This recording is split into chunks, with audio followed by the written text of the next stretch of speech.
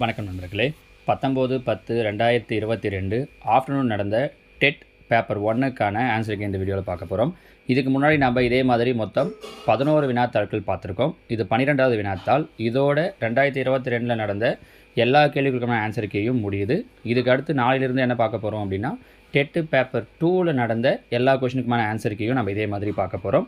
இதில் 91வது கேள்வி பாருங்கள். 28 சென்டிமீட்டர் நீளமும் 20 சென்டிமீட்டர் அகலமும் கொண்ட செவ்வக வடிவ கம்பியானது சதுர வடிவில் மாற்றப்படுகிறது எனில் சதுரத்தின் பக்களவை காண்க. செவ்வக வடிவத்திலேருந்து என்னவா மாற்றுறாங்க அப்படின்னா ஒரு சதுரமாக மாற்றுறாங்க. இப்படி ஒரு வடிவத்தை இன்னொரு வடிவமாக மாற்றும் போது ரெண்டுத்தோட சுற்றளவும் சமமாக இருக்கும். செவ்வகத்தின் சுற்றளவுக்கான ஃபார்முலா 2 × L + B. அவங்க நீளம் அகலம் தான் எவ்வளோ கொடுத்துருக்காங்கன்னா 28 20. அப்போ 2 × 28 20 கூட்டணும் அப்படின்னா 48. இது எதுக்கு சமமாக இருக்கும்னா சதுரத்துடைய சுற்றளவு.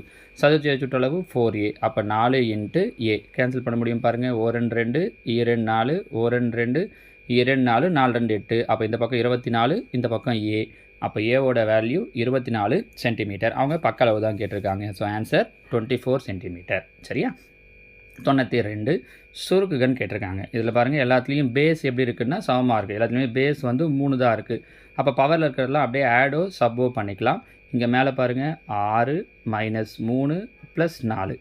கீழே இருக்கிறதெல்லாம் மேலே கொண்டு போகிறப்ப குறி மாறும். +5 மேலே போனால் -5, -1 மேலே போனால் +1, -2 மேலே போனால் +2. நான் மொத்தத்தையும் ஒரே லைனில் செஞ்சுட்டு அதுக்கப்புறமா மாற்றிக்கலான்ட்டு.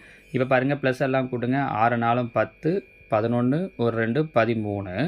மைனஸ் எல்லாம் கூட்டுங்க. -3 -5னா -8. 13ல் 8 போயிடுச்சு அப்படின்னா 5. அப்போ என்ன நிற்குது? 3/5 அப்படிங்கிறது தான் ஆன்சர். இந்த மாடலையும் பண்ணலாம், இல்லை மேலே தனியாக கீழே தனியாக பண்ணிவிட்டு அதுக்கப்புறமா மாற்றலாம். நான் மொத்தம் ஒரே லைனாக கொண்டு வந்துட்டேன். சரியா? So 3/5 option A. அடுத்து 93. ஓர் அலுவலகம் காலை 10:30 முதல் மாலை 6:45 வரை செயல்படுகிறது எனில் அதன் வேலை நேரம். இது ரொம்ப எளிமையான கேள்வி தான் பாருங்கள். 10:30க்கு ஆரம்பிக்கிறாங்க.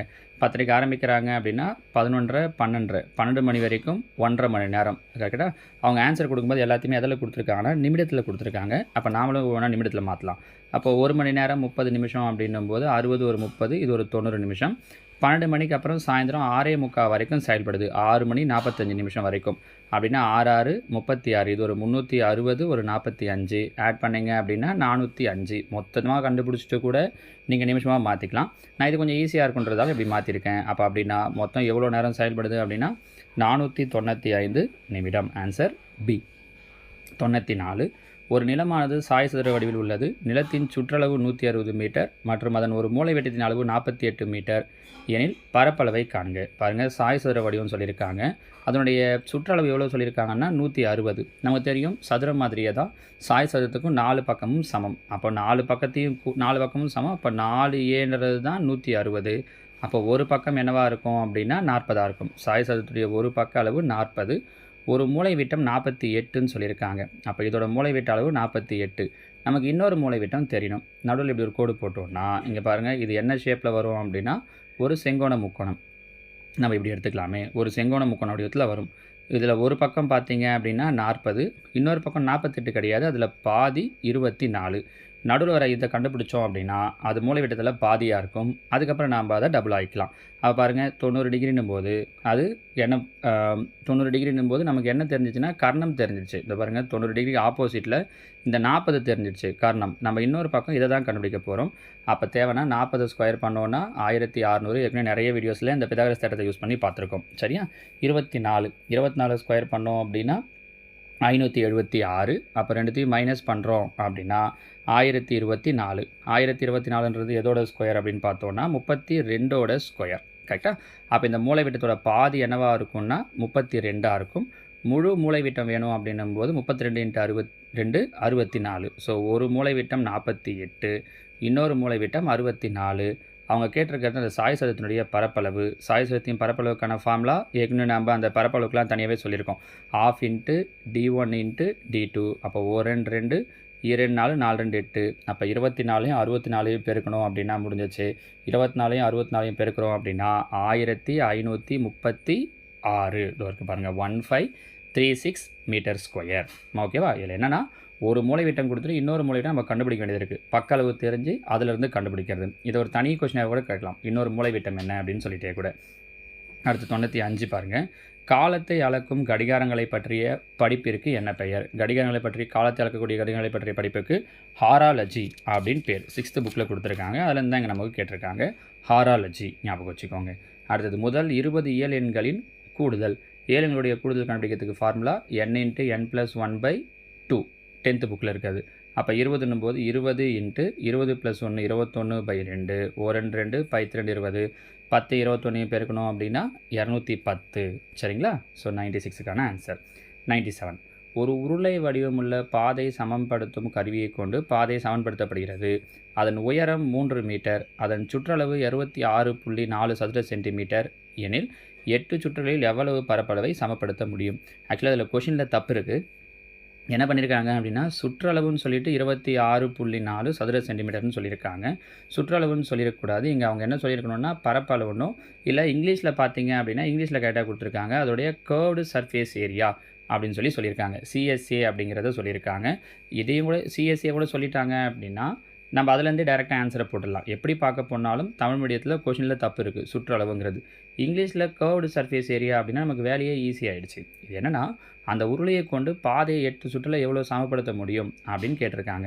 அப்படின்னா ஃபஸ்ட்டு என்ன கண்டுபிடிக்கணும் அப்படின்னா அந்த உருளையினுடைய சிஎஸ்ஏ கண்டுபிடிக்கணும். வலைபரப்பு சிஎஸ்ஏக்கான ஃபார்முலா 2πr/h.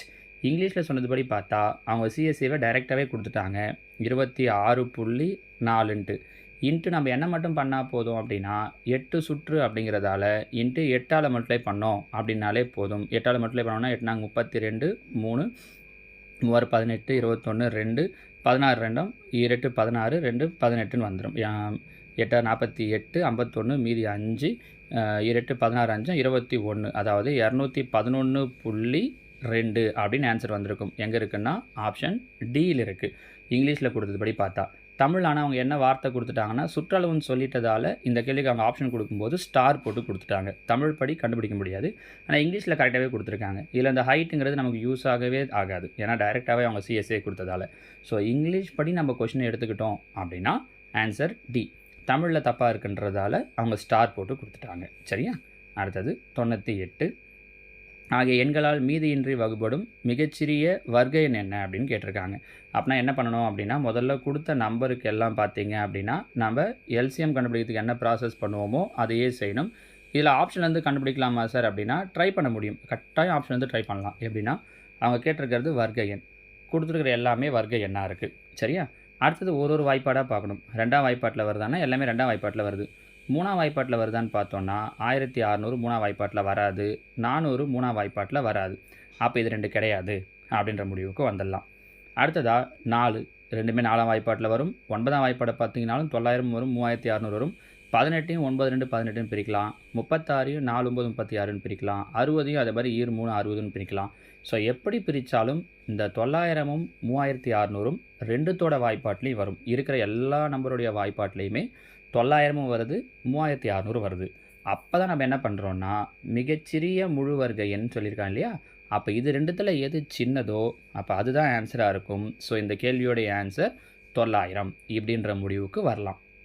இது நம்ம மெத்தடாக போடாமல் ஆன்சரை கண்டுபிடிக்கிறதுக்கான வழி. இது ரொம்ப ஈஸியாக இருக்கும் உங்களுக்கு. அப்படி இல்லைனா என்ன பண்ணணும் அப்படின்னா இது எல்லாத்தையும் நம்ம வழக்கமாக பண்ணுறது மாதிரி ப்ரைம் ஃபேக்டரைசேஷன் போட்டுக்கிட்டே வரணும். போட்டதுக்கு அப்புறமா எந்தெந்த நம்பர் தனியாக வருதுன்னு பார்க்கணும். ஆக்சுவலாக அதை போட்டுகிட்டே இது நம்ம ஆல்ரெடி நிறைய வீடியோஸில் சொல்லியிருக்கோன்றதை நீங்கள் போட்டுருவீங்க. இப்படி போட்டுகிட்டே வரும்போது நீங்கள் டிவைட் பண்ணிகிட்டே வந்தீங்கன்னா உங்களுக்கு என்ன கிடைக்கும்னா 2 3 3 2 5 அப்படிங்கிற மாதிரி வந்து உங்களுக்கு நிற்கும். இது எல்லாமே எத்தனை வாட்டி வந்து நிற்கும் அப்படின்னா 2 வாட்டி வந்து நிற்கும்னு வச்சுக்கோங்களேன். இப்போ இதில் பார்த்தீங்க அப்படின்னா நம்ம என்ன பண்ணணும் அப்படின்னா அவங்க கேட்டிருக்கிறது வர்க்க எண் கரெக்டுங்களாமா? அப்போ வர்க்க எண் அப்படின்னும்போது இதில் நமக்கு இன்னும் எக்ஸ்ட்ராவாக என்ன தேவைப்படுது அப்படின்னு பார்த்தோம் அப்படின்னா இந்த 2 3 3 2ங்கிறது வந்துடுச்சு. கரெக்டாக அவங்க கேட்டிருக்கிறது இதனாலலாம் வகுப்படக்கூடிய மிகச்சிறிய வர்க்க எண். அப்போ 2 4 3 9 2 4 3 9ன்னு வருதுங்களா? கூட எக்ஸ்ட்ராவாக ஒரு 5 இருக்குது. இந்த 5 மட்டும் தனியாக, ஏன்னா வர்க்க எண்ணா ஒரு நம்பரை 2 வாட்டி வரணும். இதெல்லாம் 2 வாட்டி வந்துடுச்சு. 5 மட்டும் தனியாக இருக்கிறதால நம்ம அது கூட என்ன பண்ணிடணும் அப்படின்னா ஒரு 5 சேர்த்துடணும். அப்போ நான் 5 25 பெருக்குனிங்கன்னா 4 25 100 100 × 9 900 அப்படின்னு நமக்கு ஆன்சர் வரும் பாருங்கள். சரிங்களா? இது மெத்தடாக போடுறோம் அப்படின்னா நீங்கள் அதை வகுத்து பார்க்கணும். நான் வகுத்தாக வரக்கூடிய ஆன்சரை தான் இங்கே எழுதிட்டேன். சரியா? அப்படி இல்லாட்டி நம்ம முன்னாடியே சொன்ன அது மாதிரி ஷார்ட்கட்டை யூஸ் பண்ணிட்டீங்கன்னா இன்னும் ஈஸியாக இருக்கும். அடுத்தா பாருங்கள் 19,683 கியூத் ரூட் ஆஃப் இதனுடைய மதிப்பு என்ன அப்படின்னு கேட்டிருக்காங்க. இந்த 19,683 அப்படிங்கிறத நம்ம ஏற்கனவே செஞ்சது மாதிரி இந்த காரணிப்படுத்தல் 3ஆம் வாய்ப்பாட்டில் போட்டுக்கிட்டே வரலாம். இப்போ 3ல் போடுறோம் அப்படின்னா 6 3 18, I 3 5, 6 3 18, O 3 3 இந்த மாதிரி நம்ம போட்டுக்கிட்டே வரும். மொத்தம் எத்தனை வாட்டி உங்களுக்கு வரும் அப்படின்னு பார்த்தீங்கன்னா 9 வாட்டி வரும். நீங்கள் இப்படியே கண்டினியூவாக போட்டுக்கிட்டே வந்தோம் அப்படின்னா 3 எத்தனை முறை வரும்? 9 முறை போட்டு வரும். அவங்க கேட்டிருக்கிறது கியூத் ரூட் ஆஃப், கரெக்டாக? கியூத் ரூட் ஆஃப்னு கிடைக்குது. அப்போ கியூத் ரூட் ஆஃப் 3/9 நம்ம ஏற்கனவே ஒரு வீடியோவில் சொல்லியிருக்கோம். TET paper 1 cube root of அப்படின்னா என்ன அர்த்தம் அப்படின்னா பவரில் 1/3ன்னு அர்த்தம். பவரில் 1/3 ஒரு 3 3 3 9. அப்போ என்ன கிடைக்குதுன்னா 3/3 அப்படிங்கிறது தான் இந்த கேள்வியோட சரியான விடை. சரியா? அடுத்ததாக 100. சுதந்திர தினத்திற்கும் ஆசிரியர் தினத்திற்கும் இடையே உள்ள நாட்களின் எண்ணிக்கை. சுதந்திர தினம் எப்போ வரும்? ஆகஸ்ட் 15. ஆகஸ்ட் மாதம் மொத்தம் எத்தனை நாள்? 31 நாள். அப்போ 31ல் 15 போயிடுச்சு அப்படின்னா 16. ஆகஸ்ட் முடிஞ்சுதா? செப்டம்பர்லேயே ஆசிரியர் தினம் வந்துடும். கரெக்டாக? ஆசிரியர் தினம் எப்போ வரும்னா செப்டம்பர் 5ஆம் தேதி வரும். அவங்க கேட்டிருக்கிறது இடையில் உள்ள நாட்களின் எண்ணிக்கை. அப்போ 5ஆம் தேதி சேர்க்கக்கூடாது, மீதி 4 நாள் தான் சேர்க்கணும். அப்போ 16 நாளையும் சேர்த்தோம் அப்படின்னா 20 அப்படிங்கிறது தான் இந்த கேள்விக்குண்டான சரியான விடை. சரிங்களா? 101. கொடுக்கப்பட்ட எண் வரிசையில் எக்ஸின் மதிப்பை காண்க. 1 7 25 எக்ஸ் 121. இங்கே என்ன பண்ணியிருக்காங்க அப்படின்னா முதல்ல 1 க்யூப் பண்ணி அதுலேருந்து 0வை மைனஸ் பண்ணியிருக்காங்க. அப்போ 1 க்யூப்னா 1 - 0 1. 2 க்யூப் பண்ணி அதுலேருந்து 1 மைனஸ் பண்ணுறோம். 2 க்யூப் 8 8 - 1. 3 க்யூப் பண்ணி 2 மைனஸ் பண்ணுறோம். அப்போ அதே மாதிரி அடுத்து எக்ஸுக்கு வேணும்னா 4 க்யூப் பண்ணி 3 மைனஸ் பண்ணணும். 4 க்யூப் பண்ண 64. 64ல் 3 போயிடுச்சு அப்படின்னா 61. சரியா? அடுத்ததாக 102. a/b = b/a எனுமாறு அமையும் a, b என்ற மிகை முழுக்கள் என்ன அப்படின்னு கொஸ்டின் கேட்டிருக்காங்க. இப்போ இதில் பாருங்கள், ஒன்றும் இல்லை, இது a இது bன்னு எடுத்துக்கிட்டு அப்ளை பண்ணி பார்த்தாலே போதும். அவங்க சொல்லியிருக்கிற மாதிரி a/b b/a 0/1 அப்படின்னா 0, 1/0னா 1. அப்போ இது ஆன்சர் கிடையாது. இங்கே வருவோம். 1/2 அப்படின்னா 1, 2/1னா 2. அப்போ இதுவும் கிடையாது. அதாவது சேம் ஆன்சராக வரணும். அடுத்தது 2/4 அப்படின்னா 16. அடுத்தது 4/2 அப்படின்னாலும் 16. அப்போ இது 2 ஈக்குவலாக இருக்குது பாருங்கள்.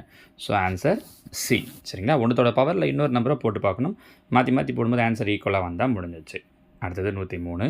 1 2 5 6 14 24 30 120 என்ற அமைப்பின் அடுத்த எண் என்ன? இதில் பாருங்கள், இதில் ஒன்றில் 1 விட்டு ஒரு நம்பரை பார்த்தீங்க அப்படின்னா போதும். 1 5 14 30. இங்கே தான் நமக்கு என்ன பண்ணியிருக்காங்கன்னா டேஷ் கொடுத்துருக்காங்க. கரெக்டாக?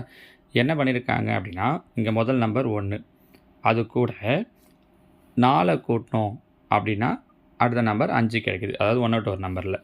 அடுத்து 5 கூட 9 கூட்டணும் அப்படின்னா 14. கரெக்டாக? 14 கூட 16 கூட்டணும் அப்படின்னா 30. என்ன பண்ணியிருக்காங்கன்னு தெரியுதா? 2 ஸ்கொயர் 3 ஸ்கொயர் 4 ஸ்கொயர். அப்போ 30 கூட அடுத்தது என்ன பண்ணணும்? 5 ஸ்கொயரை கூட்டணும். 5 ஸ்கொயர் 25. 30 25 கூட்டணும் அப்படின்னா 55. முடிஞ்சது. சின்ன சின்ன கேள்விகள் தான் பாருங்கள். அடுத்தது 104. 2/p + 1/q = 9/20 மற்றும் 2q + p = 40 எனில் pq த ஹோல் ஸ்கொயரின் மதிப்பு. இப்போ இதில் பாருங்கள், இதை நான் குறுக்கு பெருக்கல் செய்கிறேன் அப்படின்னா என்ன கிடைக்கும்? கீழே pq எல்சிஎம் எடுத்துருவேன். மேலே 2q + p = 9/20 கிடைக்கும். 2q + pக்கு வேல்யூ கொடுத்துருக்காங்க 40. அப்போ இதுக்கு பதில் என்னென்னு போட்டுக்கலாம்? 40/pq = 9/20. நமக்கு pq தான் தேவை. அப்போ pq இங்கே கொண்டு வந்துட்டோம்னா 40 × 20/9 = pqன்னு கிடைக்கும். அப்போ 4 2 8 800/9ன்னு கிடைக்குது pqவுக்கு. அவங்க என்ன கேட்டிருக்காங்கன்னா pq ஹோல் ஸ்கொயர். அப்படின்னா 800/9 ஹோல் ஸ்கொயர் அப்படின்னு வரணும். ஆனால் ஆன்சரில் எதுவுமே அந்த மாதிரி கொடுக்கல. 800/9 ஹோல் ஸ்கொயர்னு கொடுக்கல. அதில் அவங்க எந்த ஆன்சர் போட்டிருந்தாலும் கரெக்ட் அப்படின்னு சொல்லிட்டாங்க. சரியா? அடுத்தது ஆகிய பின்னங்களின் ஏறு வரிசை. நம்ம இதை ஏற்கனவே நிறைய கொஷினில் பார்த்துருக்கோம். இங்கே கீழே பொறுத்த வரைக்கும் சின்ன சின்ன நம்பராக இருந்துச்சு. இப்போ 5 3 2லாம் இருக்குது அப்படின்னா நீங்கள் என்ன பண்ணலான்னா அதை அப்படியே ஃப்ராக்ஷனாக மாற்றிக்கிட்டு பெருசு எது சின்னது எதுன்னு பார்க்கலாம். இவ்வளோ பெரிய நம்பராக இருக்குது, 17 80 12 இருக்கிறதுலாம் பெரிய பெரிய நம்பர். இதை நீங்கள் டெசிமலாக மாற்றணும். டெசிமலாக மாற்றணும் அப்படின்னா கஷ்டம். அப்போ இது என்ன பண்ணலாம் அப்படின்னா இதுக்கான idea just cross multiply first option ஏவை எடுத்துக்கிட்டு ஒவ்வொன்றா இங்கே பாருங்கள் இது ரெண்டுத்தையும் கிராஸ் மல்டிப்ளை பண்ணுங்கள். 17 3 பெருக்குன்னா 51, 80 9 பெருக்கிறேன் அப்படின்னா 8 9 72 720. இது ஏறு வரிசையில் இருக்குது. அதே மாதிரி அடுத்த 2 நம்பர் இந்த பாருங்கள் 12 9 எடுத்துக்கிறேன். 12 9 எடுத்தேன்னா 108, 17 7 இந்த கிராஸில் 17 7 பெருக்கிறேன்னா 119. இதுவும் ஏறு வரிசையில் தான் இருக்குது. 108க்கு அப்புறம் தான் 119 கரெக்டாக. அப்போ இதுவே ஆன்சர் கரெக்டு தான்.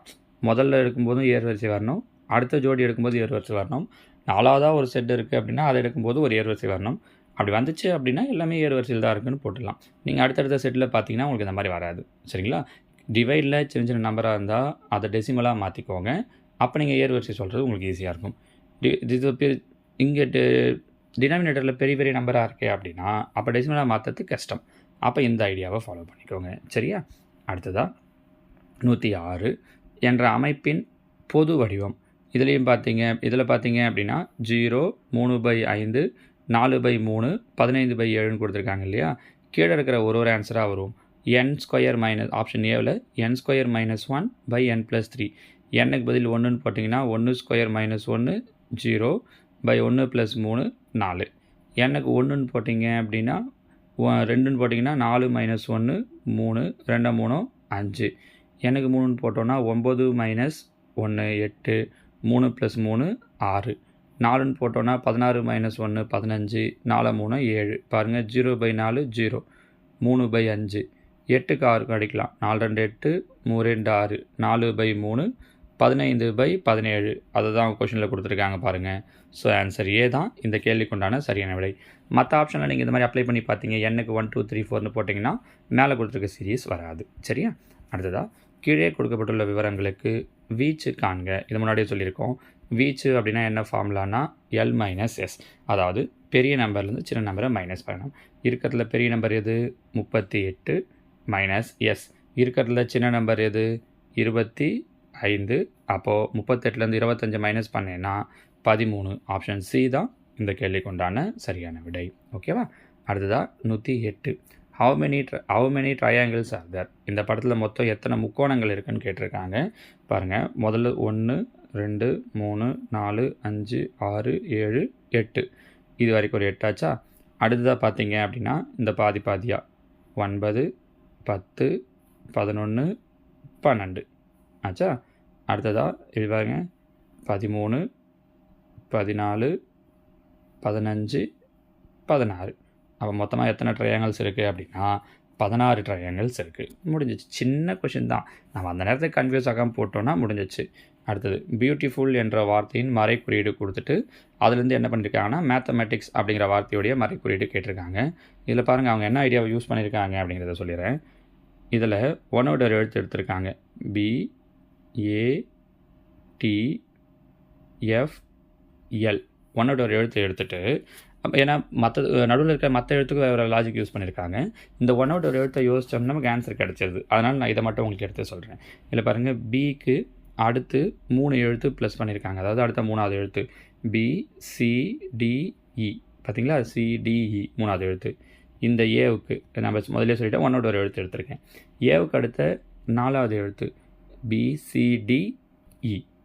அடுத்தது இந்த டீக்கு அடுத்த 5வது எழுத்து. அப்போ டீக்கு அப்புறம் UVWXY.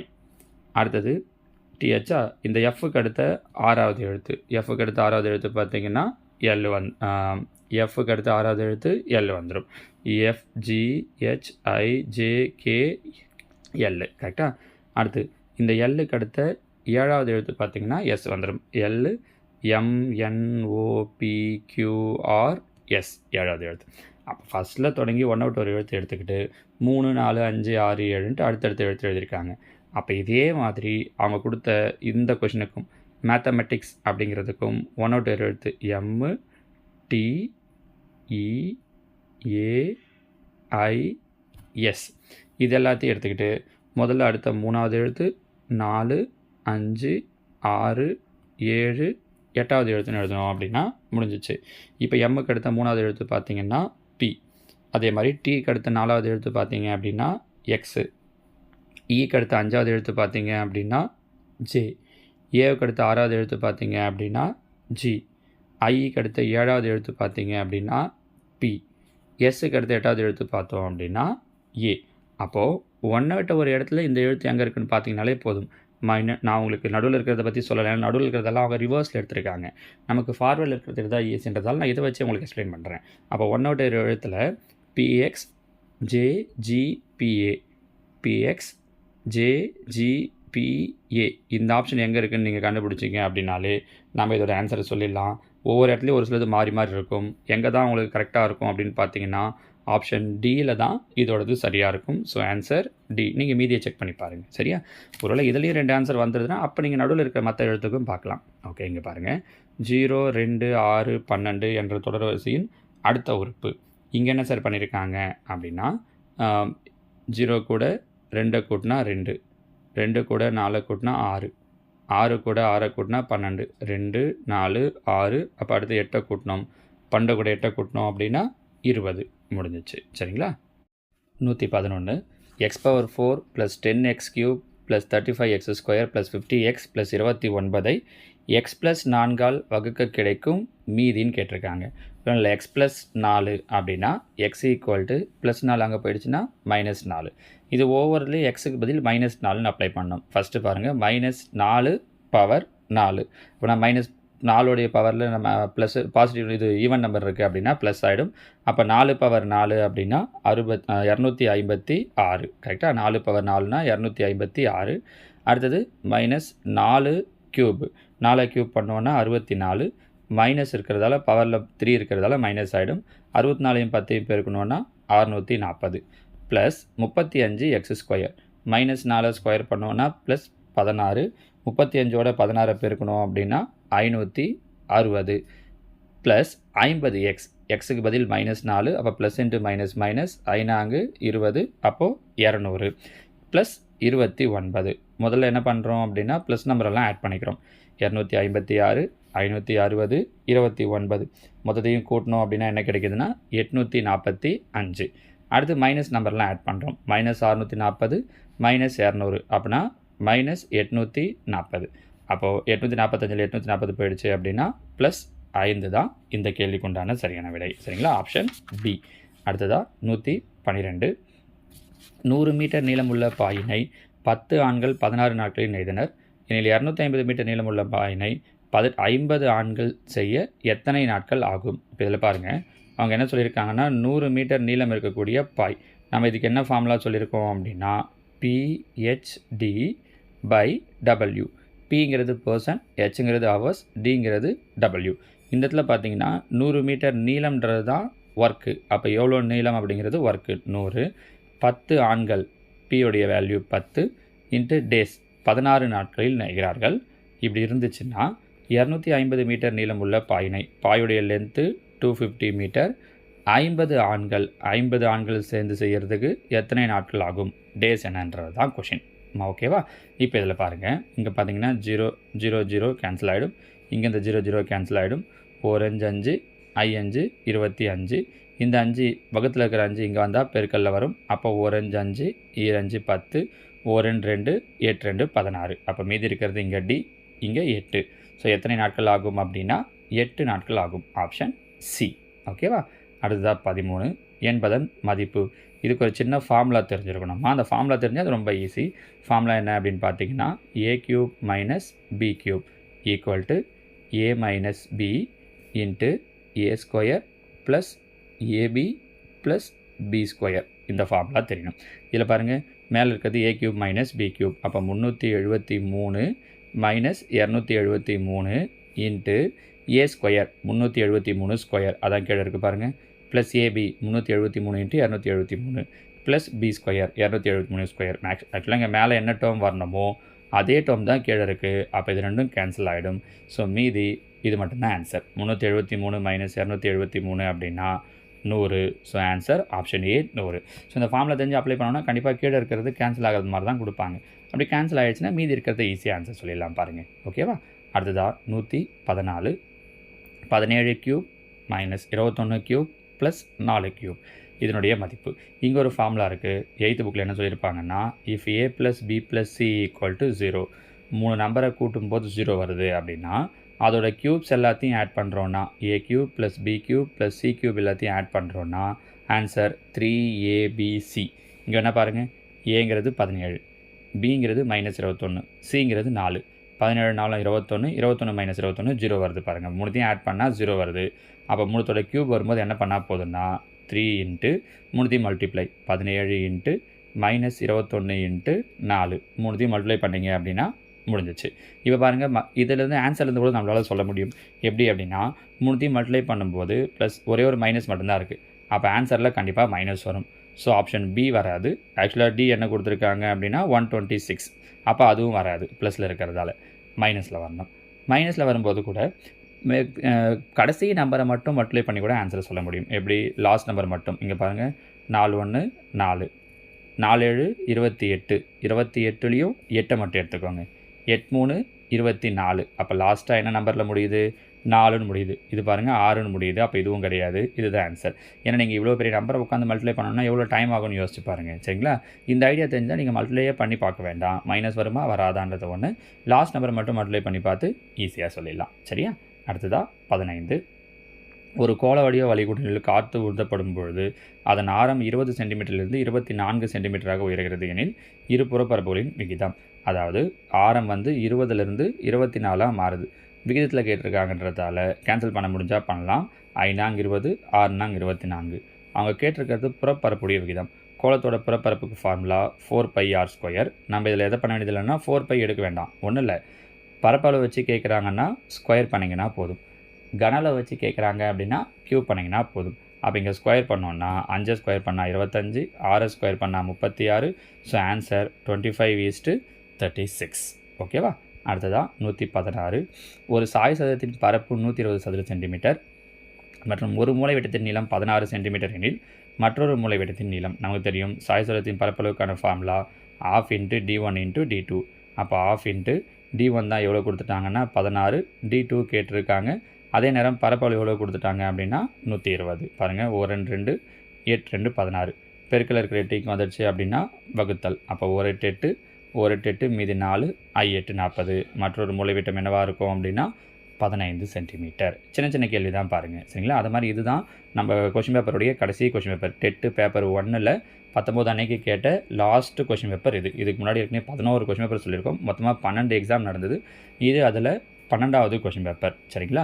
இது முடிஞ்சதுக்கப்புறம் நான் டெட்டு பேப்பர் 2க்கும் போடுறேன். பேப்பர் 1க்கு ப்ரிப்பேர் பண்ணுறவங்க கூட கண்டிப்பாக பேப்பர் 2க்கும் பாருங்கள். மெயின் எக்ஸாமுக்கு ப்ரிப்பேர் பண்ணுறவங்களா இருந்தாலும் டெட்டுக்கு ப்ரிப்பேர் பண்ணுறவங்களா இருந்தாலும். ரீசன் என்ன அப்படின்னா அவங்க கொஷின்ஸை பொறுத்த வரைக்கும் 10th புக் லெவல் வரைக்கும் கேட்குறாங்க. சரிங்களா?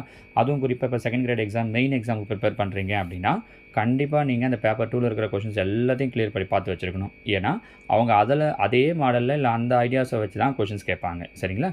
ஓகே. அடுத்தது, ஒரு நிறுவனமானது 20 நாட்களுக்கு 15 வேலையாட்களுக்கு ரூபாய் 6 லட்சம் ஊதியமாக வழங்குகிறது எனில் அந்நிறுவனத்திற்கு 5 வேலையாட்களுக்கு 10 நாட்களுக்கு ஊதியமாக வழங்க தேவையான தொகை எவ்வளவுன்னு கேட்டிருக்காங்க. இதில் பாருங்கள், இதுவும் அதே தான், PHD/W தான்.